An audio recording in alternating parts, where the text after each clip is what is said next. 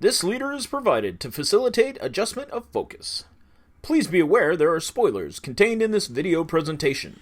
And after all the boxing and the violence, it's the abuse of the brother and the wife. Scorsese and the life. Yeah, the life of strife. They do the life of strife. Raging Bull was released in 1980, directed by Martin Scorsese. It won Best Actor and Editing. It was nominated for Picture, Supporting Actor, Actress, Director, Cinematography, and Sound, and it won Golden Globe for Best Actor. It was okay, but it took a lot of time and it reeked of domestic violence. What are you doing? I just said don't overcook it. You're overcooking it. Bring it over. The main character is so flawed. Ironically, is a movie where Joe Pesci doesn't get whacked at the end of it. What are you giving me dirty looks for? So if he's not in the mob, then he usually lives. So that's always good. So when he was a lawyer and went down south, did he live at the... Yeah, he did. Actually, I think he got married to Marissa Tomei. So that actually came out really well for him. Are you sure? I'm positive. He didn't die in easy money either. So there is a scene pilfering in here. And the guilty party is Boogie Nights. Because the last scene in there, when he's reading his lines... He gets a title shot outdoors in a ballpark, and what do I get? A one-way ticket to Palookaville. Is the exact scene in Boogie Nights. I know how it is. I've been there. We've all done bad things. Except he doesn't whip out his member at the end. When the rating bug popped up, I went back and watched it a couple times because I wanted to write down. It's rated R for violence, nudity, sexual content, foul language, and drug use. This movie is not screwing around. I'm glad I only had to watch 2 of his marriages, because in real life, dude was married 7 times. To start with that interaction with his wife about the steak, it was just... They almost lost me there. A middleweight versus a heavyweight would be somebody that weighs 165 versus somebody that weighs 201 pounds. Niro is yoked in this movie.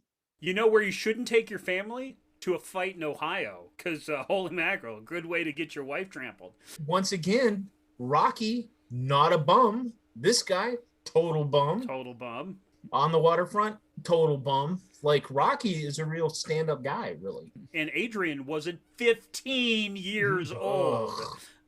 Well, and the fact that his brother had already dated her. She's a neighborhood girl.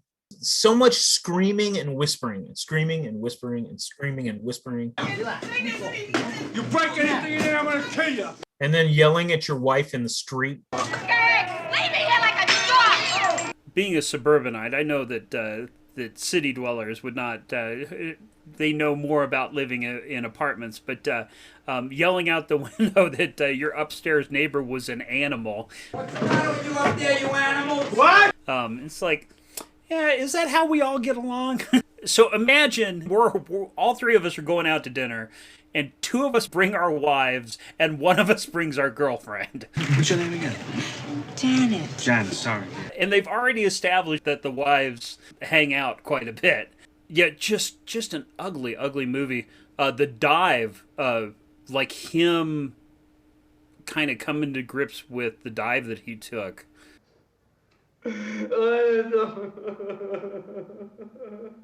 Was really powerful, I thought. Yeah. It was great. And yeah, I mean, it was an ugly movie. I didn't like it, but like he does an amazing performance. And actually, Joe Pesci does a really good performance in it as well. John Turturro sitting at a table. Oh, really? Yeah, no, he's one of the gangster guys sitting at one of the clubs. How about the coach from Cheers coming in being the mob boss that tells him to take a dive? What is it with him? Why does he have to make it so hard on himself? For Christ's sakes, he comes to me and make it easier for him. It was missing the inner monologue that Goodfellas or Casino had. He wasn't going to make this movie, and then he OD'd. He claims that this movie saved his life and got him back on track. And I'm really glad that it was cathartic for him. It was kind of cathartic for me too, but I don't know what I gained out of it. It changed me. When the real Jake LaMotta saw the movie, he said that it made him realize for the first time what a terrible person he'd been, and he asked the real Vicky LaMotta, "Was I really like that?" And she said, "No, you were worse. No ukuleles in this movie," and I'm kind of happy about that. No morals. No ukuleles or morals. That's just out the window. Yuck. But at the same time, I feel I have to give it 1.5 because I think the performances in this movie were really terrific, but just kind of repulsive. The quality of filmmaking is certainly there, but it's a hard watch. And at the end of the journey, nobody's really been transformed except for me in my afternoon. So I'm gonna give it one uke. Yeah, I would give it 1.